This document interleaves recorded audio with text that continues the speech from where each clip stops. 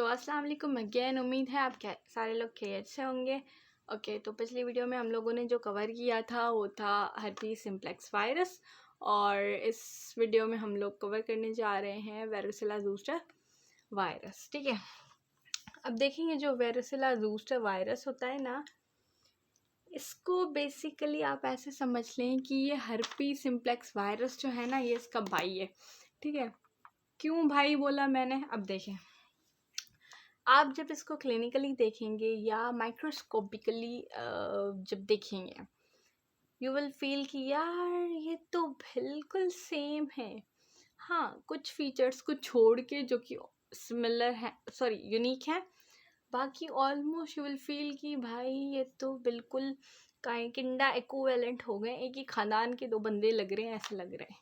ठीक है, तो जिस तरह से मैंने हर्पीस का बताया था, ओके, उसी तरह से मैं वेरोसिला का बताऊंगी। देखिए, सबसे पहले तो यू मस्ट नो कि स्ट्रक्चर क्या होता है हर वेरोसिला का। एज लाइक डीएनए की, भाई इसके पास डीएनए वाला कोर होता है, इसके पास प्रोटीन वाला कैप्सिड होता है, सही है, और उसके अलावा लिपिड का एनवेलप होता है। सेम सेम सेम फीचर्स हो गए। कौन से वाले? जो कि आपके किसके पास है? हर्पीस सिम्प्लेक्स वायरस के पास है। सही हो गया आपका। उसके बाद अगर मूव करें हम लोग टाइप्स पे, सही हो गया। तो टाइप्स में हमारे पास कौन कौन सी टाइप्स होती हैं? ठीक है, एक minute, let me zoom. Okay, type के अंदर वी हैव, ऐसे समझ लें कि टाइप 1 और टाइप 2। ठीक है, टाइप 1 ऐसे समझ लें वेरोसिला ज़ूस्टर वायरस 1, जिसको क्या बोला जाता है? शिंगल्स, मतलब ये शिंगल्स करवाता है। ठीक है, और इसके अलावा इसको वेरोसिला ज़ूस्टर भी बोला जाता है। ठीक है, वेरोसिला ज़ूस्टर इसको बोला जाता है, दैट विल कॉज शिंगल्स, जिनको हम लोग अपनी भाषा में चिकन पॉक्स बोलते हैं। उसके अलावा जो टाइप 2 होता है, जो कि वेरोसिला ज़ूस्टर वायरस 2 है, या जिसको आप हर्पीस ज़ूस्टर्स भी बोल सकते हैं, हर्पीस ज़ूस्टर। ठीक है, आगे मैं आपको बताऊंगी कि ये जो हर्पीस ज़ूस्टर होता है, इसकी क्वाइट रिजेम्बलेंस है with the recurrent form of herpes simplex virus. ये काफ़ी ज़्यादा मेल खाता है उससे, इसी वजह से तो भाई भाई हैं भाई दोनों। ठीक हो गया, तो ये दोनों आपने टाइप्स करने हैं। ठीक है, उसके बाद let's move in on to the pathogenesis. ठीक है, पैथोजेनेसिस जो है वो मोस्ट इम्पॉर्टेंट होती है। ठीक है, आप लोगों ने पढ़नी है पैथोजेनेसिस। ठीक है, तो क्या होता है देखें। अब अगर पहले बात करें हम लोग वेरोसिला ज़ूस्टर वायरस की, ठीक है, जो कि टाइप 1 है। ठीक है, और टाइप 2 क्या है? हर्पीस ज़ूस्टर है। वेरोसिला ज़ूस्टर टाइप 1, हर्पीस ज़ूस्टर टाइप 2। प्राइमरी वाला कौन सा होता है? ये जो शिंगल्स करवाता है या जो चिकन पॉक्स करवाता है। सेकेंडरी ये जो हर्पीस ज़ूस्टर है, दैट इज सेकेंडरी, या फिर आपको इसको रिकरेंट बोल सकते हो। जैसे हर्पीस सिम्प्लेक्स वायरस में था, वैसे ही इसमें भी है। ठीक है, तो चले, ये जो वेरोसिला ज़ूस्टर है, इसकी अगर पैथोजेनेसिस की बात की जाए, ठीक है, तो पहले तो इसका स्प्रेड देखते हैं। ठीक है, इसकी ट्रांसमिशन कैसे होती है ना भाई, ये ट्रांसमिट होता है बाय मीन्स ऑफ एरोजोल्स, यानी कि अगर किसी बंदे ने लाइक एयर से वायरस को इनहेल कर दिया in the form of droplets, या फिर कोई लीजन है, ठीक है, लीजन के ड्रॉपलेट्स से किसी को, मतलब कोई बंदा जो है वो एक्सपोज हो जाए तो उस, ठीक हो गया। तो ये दो तरीक़ों से स्प्रेड करता है, या तो एरोजोल्स से, यानी कि किसी ने वायरस जो है वो एयर के थ्रू इनटेक कर लिया, या फिर जो है लीजन के जो ड्रॉपलेट्स होते हैं, यानी कंटामिनेटेड लीजन से उसका कांटेक्ट हो गया किसी भी बंदे का, तो इस तरह से वो स्प्रेड कर जाता है। ठीक है, अब जब स्प्रेड कर दिया, ठीक है, तो पहले तो इसका इंक्यूबेशन पीरियड क्या होता है? ठीक है, इसका incubation period as like herpes simplex virus भाई 2 हफ्ते ही होता है। ठीक है, 2 वीक्स का इंक्यूबेशन पीरियड होता है। अब क्या करता है, जब ये वायरस जो है किसी भी बंदे पे अटैक कर रहा होता है, ठीक है, ये एक बंदा है भाई, ये वायरस है, तो वायरस ने इसको अटैक कर लिया। अब वायरस क्या कराएगा?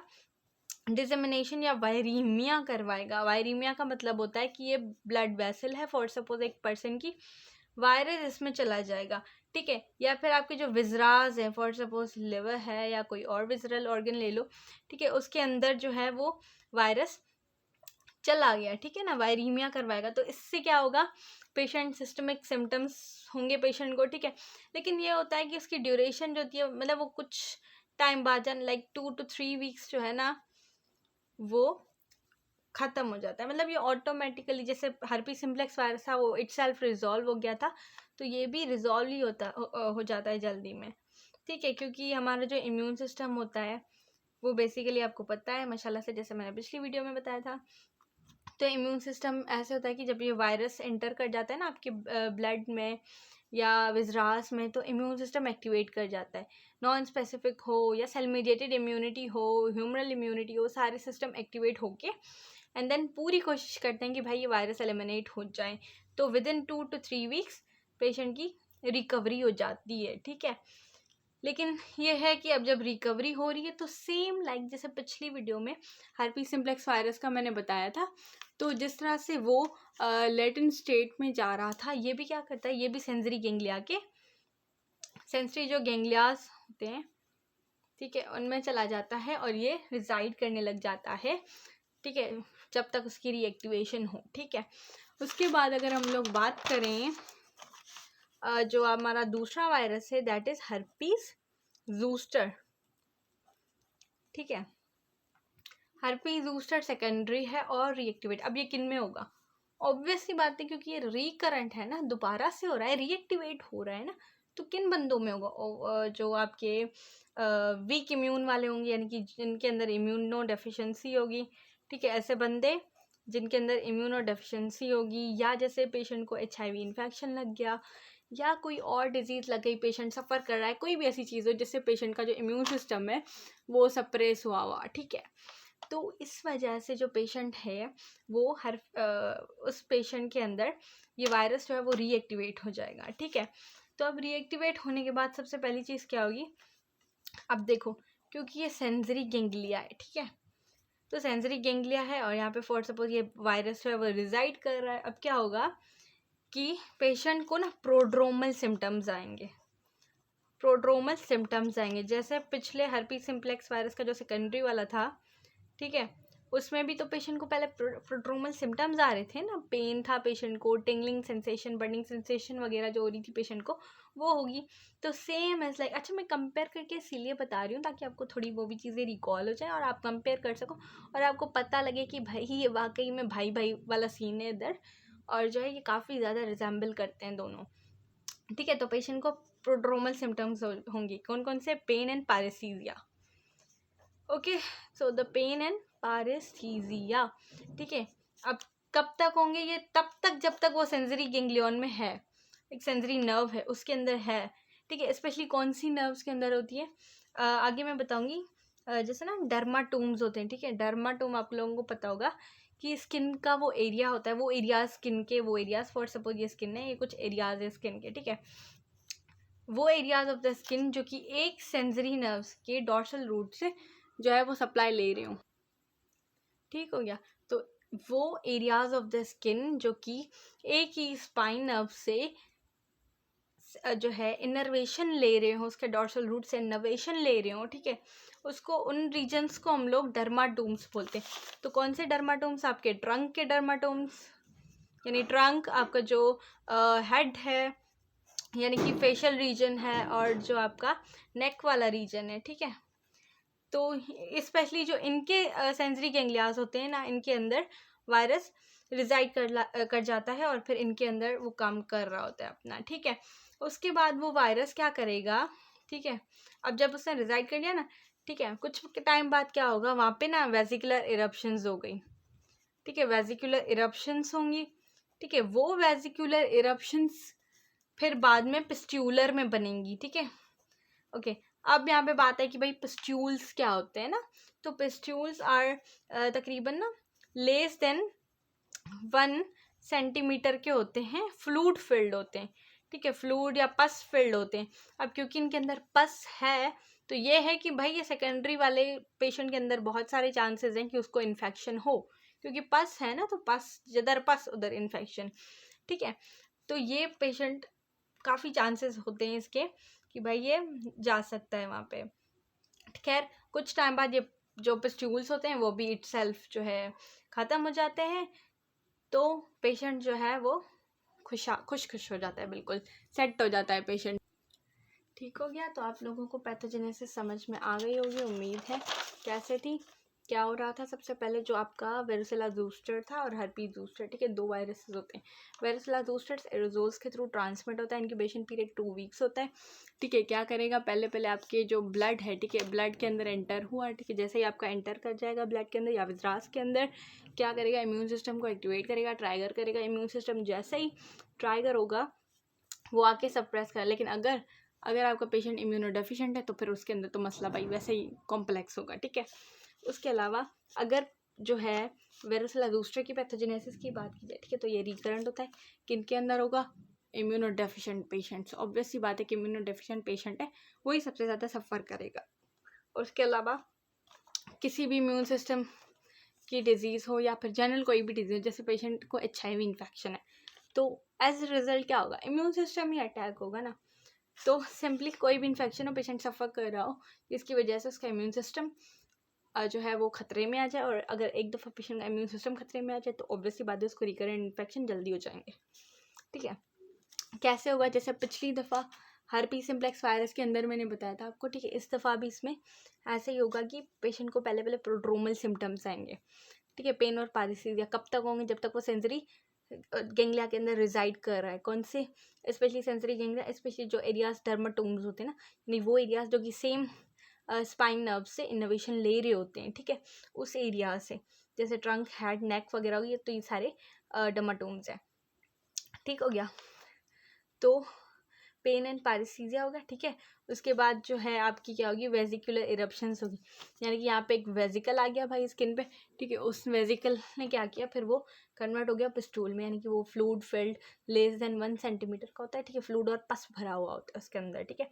कुछ टाइम बाद यानी ऑलमोस्ट जो है वही सेम 2 to 3 वीक्स के अंदर वो भी ख़त्म हो जाएगा, ठीक है। अगर जो है पेशेंट की कुछ कॉम्प्लिकेशंस होती हैं जो कि वेरिसेला ज़ोस्टर से होती हैं, ठीक है। अगर वेरिसेला ज़ोस्टर जो है वो जा नहीं रहा, ठीक है, तो या फिर किसी और जो है कोई इन्फेक्शन भी था, उसका इम्यून सिस्टम वैसे ही सप्रेस हुआ था, तो उससे रिलेटेड अगर कोई पेशेंट है, ठीक है, तो उसको कुछ कॉम्प्लिकेशंस हो सकती हैं। जैसे इसकी कॉम्प्लिकेशंस में पहली कॉम्प्लिकेशन है that is the post herpetic neuralgia, ठीक है। अब पोस्ट हर्पेटिक न्यूरल्जिया क्या होता है आगे बताती हूँ कॉम्प्लिकेशंस में। तो ये थी सिर्फ इसकी स्ट्रक्चर, इसका स्ट्रक्चर, इसके टाइप्स और इसकी पैथोजेनेसिस, ठीक है। बाकी लेट्स डिस्कस, ठीक हो गया। तो अगर हम लोग बात कर रहे हैं क्लिनिकल फीचर्स की, राइट, तो आपने क्लिनिकल फीचर्स पढ़ने हैं, पहले तो ये देख लें, ठीक है। दिखाना तो ये मुझे क्लिनिकल फीचर्स में चाहिए था, बट चलें आप देख लें, जूम कर देती हूँ मैं। ये आपको थोड़ा सा धुंधला दिख रहा होगा, लेकिन अगर आप लोग यहाँ पे देखें तो ये वेजिकुलर इरप्शंस हैं। ये एक बच्चा है, ठीक है, चाइल्ड है, उसके ट्रंक पे ना वेजिकुलर इरप्शंस हो रही हैं, ठीक है। अगर यहाँ पे आप देखें तो ये आपको पेरी ओरल, यानी ये ओरल है, कैविटी है आपकी, उसके सराउंड में आपको दिख रहे होंगे, ठीक है ना, पेरी ओरल लीजन्स हैं वेरिसेला के। ये वाले फिर इंट्रा ओरल लीजन्स हैं, अगर आप लोग इसमें देखें, आप लोगों के पास बुक होगी, आप लोग देख सकते हैं, आपको क्वाइट क्लियर दिखेगा वहाँ पे, ठीक हो गया। तो चलें अब बात करते हैं हम लोग किस चीज़ की, ठीक है, क्लिनिकल फीचर्स की।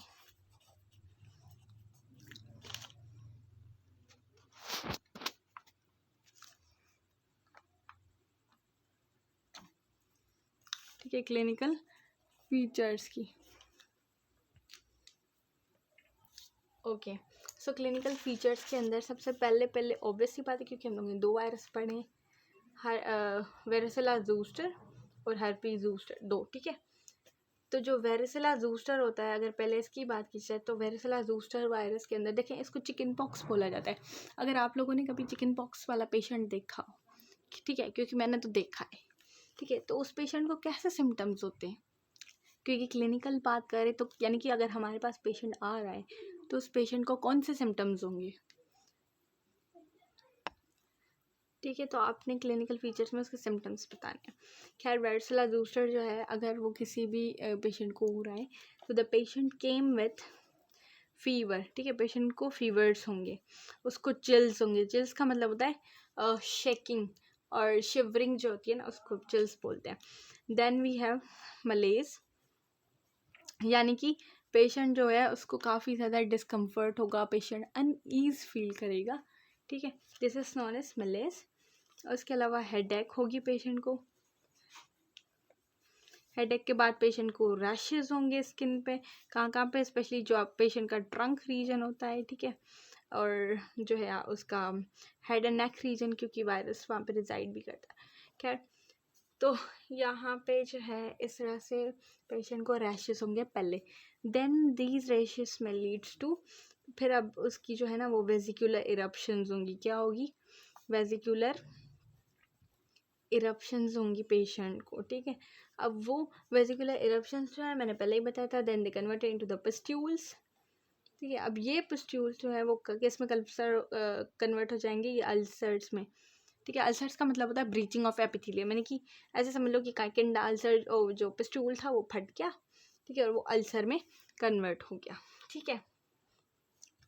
अब ये हो सकता है, देखो, क्योंकि मैंने यहाँ पे बताया था कि पिस्टूल्स होते हैं वो पस फिल्ड भी हो सकते हैं, तो यहाँ पे पेशेंट को इन्फेक्शन भी हो सकता है। और अगर कोई कॉम्प्लिकेशन हो जाए, ठीक है, प्राइमरी वाले की, तो पेशेंट को न्यूमोनाइटिस हो सकता है, ठीक है। उसके बाद इंसेफेलाइटिस हो सकता है, या फिर पेशेंट को दूसरे ऑर्गन्स की इन्फ्लेमेशन हो सकती है, लेकिन वो काफ़ी रेयर होता है, मतलब वो कम ही पेशेंट्स में देखा जाता है, इतना ज़्यादा वो होता नहीं एक्चुअली, ठीक है। देन वी हैव दूसरा जो है वो है herpes zoster virus, that is secondary और रिकरेंट। अब देखो, सेकेंडरी और रिकरेंट का मैंने बताया था कि पहले पेशेंट को प्रोड्रोमल सिम्टम्स आएंगे, पेन और पैरालिसिस कब तक होंगे? जब तक वो सेंसरी गैंग्लिया में रिजाइड कर रहा होगा, ठीक है, वायरस। अब जब वो सेंसरी गैंग्लिया में रिजाइड कर रहा है, ठीक है, अब देखो समटाइम होता है कि वो ट्राइजेमिनल नर्व में भी अफेक्ट कर सकता है, ठीक है, यानी कि उसकी जो अपनी ऑप्थैलेमिक होती है, एक ऑप्थैलेमिक होती है, V2 जो है वो maxillary, and then V3 mandibular होती है, ठीक है, फिफ्थ क्रेनियल नर्व है। तो फेशियल और ऑक्यूलर लीजन्स वगैरह भी करवा सकता है अगर इसके साथ ही मसला हो जाए तो, पेशेंट के साथ, ठीक है। उसके अलावा जो है ये होता है कि अगर देखो वो रिजाइड करने लग गया, ठीक है, पहले प्रोड्रोमल सिम्टम्स होंगे कब तक? जब तक वो रिजाइड कर रहा है, वो उसके अंदर है, ठीक है। उसके बाद सेकेंडरी के अंदर मैक्यूलोपेप्यूलर रैशेस बन जाते हैं, मैक्यूलोपेप्यूलर रैशेस या लीजन्स, ठीक है। अब मैक्यूल फ्लैट से होते हैं और पेप्यूल से होते हैं वो थोड़े से एलिवेटेड लीजन्स होते हैं, ठीक है। एक वीडियो मैं बनाऊंगी, उसके अंदर कुछ टर्म्स हैं, पैथोलॉजिकल टर्म्स, जैसे मैक्यूल हो गया, पेप्यूल हो गया, पिस्ट्यूल हो गया, वेसिकल हो गया, बुल्लास हो गई, एकंथोसिस हो गई, एकंथोलाइसिस हो गई। तो आई एक्सप्लेन दीज टर्मिनोलॉजीज, मतलब उस वीडियो में ना मैं सिर्फ और सिर्फ वो टर्मिनोलॉजी सारी आपको एक्सप्लेन कर दूंगी। अभी यहाँ पे आपको डिफ़िकल्ट लग रहा होगा कि भाई मैक्यूल क्या होता है, पेप्यूल, तो समझ लो कि मैक्यूल थोड़ा सा फ्लैट होता है, यानी कि लीजन होता है, बिल्कुल इस तरह से बना हुआ होता है, जैसे जैसे फ्लैट टाइप होता है। और उसके अलावा पेप्यूल जो है वो थोड़ा सा एलिवेटेड होता है, ठीक है। ओके, सो मैक्यूलोपेपुलर रैशेस बनेंगे, देन वो कन्वर्ट होंगे आपके वेजिकल्स में, ठीक है। और फिर वो वेजिकल्स अगेन जो है वो टूटेंगे, ठीक है, किस में टूटेंगे? पिस्ट्यूल्स में, देन अगेन अल्सर्स, ठीक है। उसके बाद जो है हर्पीज ज़ूस्टर की एक कॉम्प्लिकेशन है, उसको हम लोग बोलते हैं रामसे हंट सिंड्रोम, ठीक है। रामसे हंट सिंड्रोम क्या होती है? आपको पता है, आपकी जो फेशियल नर्व होती है एंड देन ऑडिटरी नर्व होती है, ठीक है, इन दोनों की मतलब ऐसे समझ लें कि पैरालिसिस होती है, ठीक है। फेशियल पैरालिसिस जिस साइड पे होती है उसी साइड पे आपकी इप्सिलेटरल साइड पे, आपकी ईयर के अंदर एक्सटर्नल ईयर जो होता है आपका, उसकी पैरालिसिस आपको टिनाइटस, स्टीफनेस एंड वर्टिगो, ठीक है, इप्सिलेटरल साइड पे। इप्सिलेटरल का मतलब होता है सेम साइड पे, ठीक है। तो ये एक कॉम्प्लिकेशन है उसकी, रामसे हंट सिंड्रोम, जिसमें ये अक्सर पूछते हैं कि कॉम्प्लिकेशन क्या होती है हर्पीज ज़ूस्टर की, तो भाई रामसे हंट सिंड्रोम, ठीक है। उसके बाद जो है जो आपकी ये भी पूछ सकते हैं कि भाई रामसे हंट सिंड्रोम के अंदर कौन सी नर्व्स इन्वॉल्व होती हैं? तो the facial nerve and the auditory nerve, these both are actually involve in this syndrome, सही है। ओके, सो उसके अलावा मैंने बताया था कि एक और भी होती है, दैट इज ओके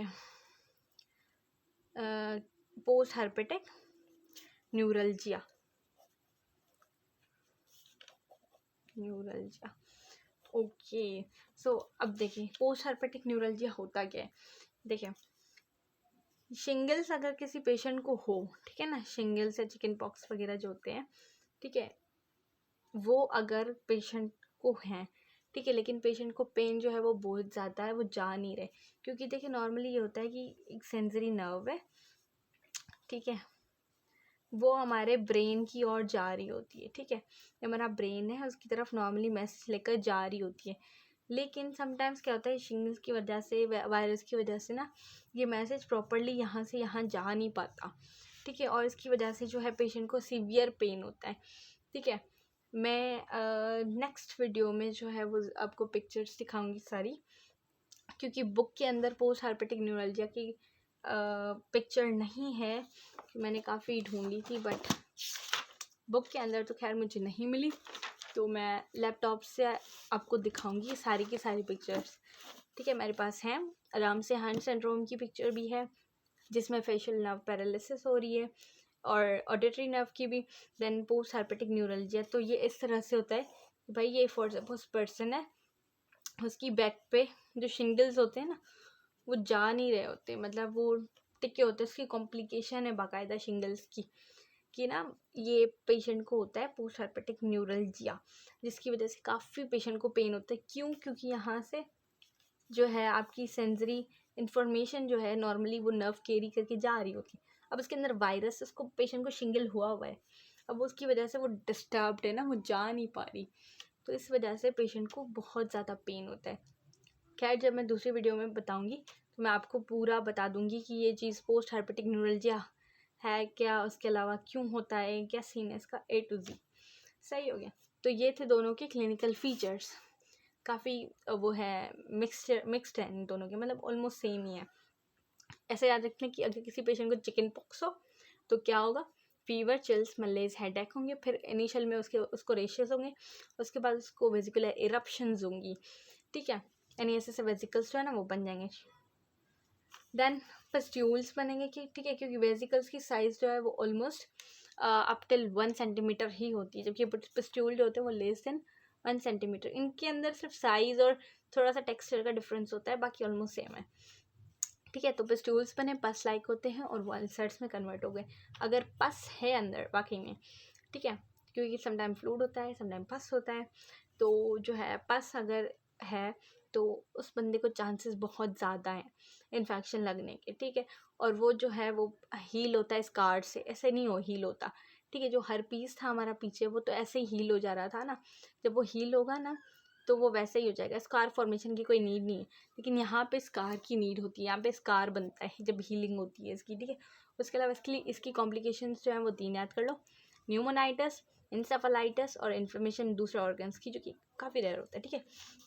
देन अगर किसी पेशेंट को चिल्स हैं, सॉरी जो है शिंगल्स हैं, ठीक है, तो कॉम्प्लिकेशन में पोस्ट हार्पेटिक न्यूरल्जिया हो सकता है पेशेंट को, ठीक है। देन जो है आपकी RP जूस्टर था, कैसे होगा, पेरिप्रोड्रोमल सिम्टम्स आएंगे तब तक जब तक जो है वो वायरस रिजाइड कर रहा है, ठीक है, इन द नर्व या गैंग्लिया। तो उसके बाद उसको मैक्युलोपेपुलर जो है रैशेस होंगे या इरप्शंस होंगी, ऐसे छोटी छोटी सी फ्लैट सी और थोड़ी सी एलिवेटेड सी, ठीक है। उसके बाद वो again same like varicella zoster, vesicles बनेंगे, देन पिस्ट्यूल्स बनेंगे, एंड देन वो पिस्ट्यूल्स कन्वर्ट होके अल्सर्स में, ठीक है। तो हर्पी जूस्टर का जो कॉम्प्लिकेशन है वो एक ये है कि रामसे हंट सिंड्रोम होता है, ठीक है। रामसे हंट सिंड्रोम क्या है, facial nerve auditory nerve involve होती है, ठीक है, फेशियल नर्व पैरालिसिस होती है, उसी की इप्सिलेटरल साइड पे आपको एक्सटर्नल ईयर पैरालिसिस होगी और टेनाइटिस होगा, टेनाइटिस का मतलब होता है ringing of the ear, deafness and vertigo, ठीक है। तो ये चीज़ें होंगी, ये कॉम्प्लिकेशंस है रामसे हंट, सॉरी ये सिम्टम्स हैं रामसे हंट सिंड्रोम के, और Ramsay Hunt syndrome is a complication of herpes zoster, ठीक हो गया।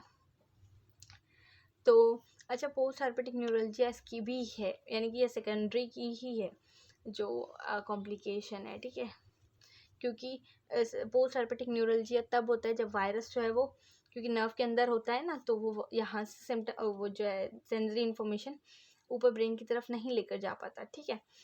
तो ये कॉम्प्लिकेशन में, ये सेकेंडरी की ही कॉम्प्लिकेशन में इनिशिएट कहाँ से होगी, शिंगल से, ठीक है, आगे आएगी तो कहाँ पहुँचेगी, सेकेंडरी में। तो मेजर कॉम्प्लिकेशन ये सेकेंडरी की भी ही है। ओके हो गया, ठीक है। उसके बाद अगर हिस्टोलॉजी की बात करें हम लोग, ठीक है, ओके, हिस्टोलॉजी बिल्कुल आसान है। आपको इन्फेक्टेड से जो है सेल मिलेंगे, वैसे ही होमोजीनियस मासेस मिलेंगे आपको, जिस तरह से हमारे पास हर पीस में था। चले मैं आगे का यहाँ से ही बता दे रही हूँ क्योंकि it's quite easy. Histology major जो था ना वो था इसके क्लिनिकल फीचर्स ना वो काफ़ी ज़्यादा डिफ़िकल्ट है। Okay, so we have histology के अंदर जो है हमारे पास यहाँ पे अगर आप लोग देखें तो वायरली इन्फेक्टेड सेल्स मिलेंगे आपको, होमोजीनियस न्यूक्लियाई मिलेगा सेम। अच्छा, ये मिलेगा कि भाई आपका जो यहाँ पे जैसे न्यूक्लियस है, ठीक है, यहाँ पे न्यूक्लियस है, ठीक है, न्यूक्लियस के साइड में आपको क्रोमेटिन मार्जिनेशन दिखेगी, ठीक है, जो आपकी क्रोमेटिन्स वगैरह होती है, ठीक है, वो यहाँ पे मार्जिनेशन करने लग जाएंगी न्यूक्लियस के सराउंड में, ठीक हो गया, अलॉन्ग द न्यूक्लियर मेम्ब्रेन, यानी कि न्यूक्लियर मेम्ब्रेन जो है ना उसकी ऐसे ऐसे मार्जिन पे ना वो जो है ऐसे अरेंज हो जाए, न्यूक्लियस है, ठीक है, फॉर सपोज इसके अंदर क्रोमेटिन्स वगैरह हैं, ठीक है। अब ये जो है ये मार्जिन की तरफ ऐसे लाइन हो जाएंगे, ठीक है, तो वो आपको दिखेगा। एकंथोलाइसिस होती है, मैं वो अलग वीडियो में पूरी टर्मिनोलॉजीज आपको बताऊंगी कि एकंथोलाइसिस क्या होती है, ठीक हो गया। उसके बाद जो है आपकी डिफरेंशियल डायग्नोसिस की अगर बात की जाए, ठीक है, तो डिफरेंशियल डायग्नोसिस के अंदर ओके, डिफरेंशियल डायग्नोसिस जो है उसके अंदर आपको क्या मिलेगा, अगर प्राइमरी हर्पीस सिम्प्लेक्स वायरस है, ठीक है, तो उसकी जो है सॉरी अगर ये वेरोसिला, ये बहुत ज़्यादा मैं कंफ्यूज हो सकती हूँ लिटरली इनके नामों में। ओके, तो प्राइमरी वेरोसिला जो था हमारा, ठीक है, अगर उसकी डिफरेंशियल डायग्नोसिस देखी जाए तो it is primary herpes simplex virus infection, यानी कि प्राइमरी हर्पीस डीडी होगी किसी की प्राइमरी वेरोसिला की, ठीक है, जो कि हर्पीस सॉरी वेरोसिला ज़ूस्टर था। और अगर सेकेंडरी की बात की जाए, जैसे हर्पीस ज़ूस्टर जो था दैट इज़ वेरोसिला ज़ूस्टर वायरस टाइप 2, ठीक है, उसकी डायग्नोसिस यानी डीडी जो होगी वो क्या होगी, हर्पीस सिम्प्लेक्स वायरस का जो रिकरेंट इन्फेक्शन था, प्राइमरी का प्राइमरी, सेकेंडरी का सेकेंडरी, ठीक है। उसके अलावा जो प्राइमरी वेरोसिला ज़ूस्टर वायरस होता है दैट इज़ वेरोसिला ज़ूस्टर, उसकी डायग्नोसिस में एक और डिजीज़ आती है that is hand foot and mouth disease, ठीक है, नेक्स्ट वीडियो में बनाऊंगी उसकी भी, ठीक है। तो उसके अलावा ट्रीटमेंट जो होता है वो बिल्कुल सेम ही होता है। ड्रग्स जो हम लोग हर्पीस में देते हैं वो भी वेरोसिला में भी वही देते हैं, ठीक है, एसाइक्लोविर को बस उसका डोजेज वगैरह ये चीज़ें चेंज होती हैं, बाकी ऑलमोस्ट सिमिलर होता है, ठीक है। उम्मीद करती हूँ कि आप लोगों को समझ में आई होगी मेरी बात।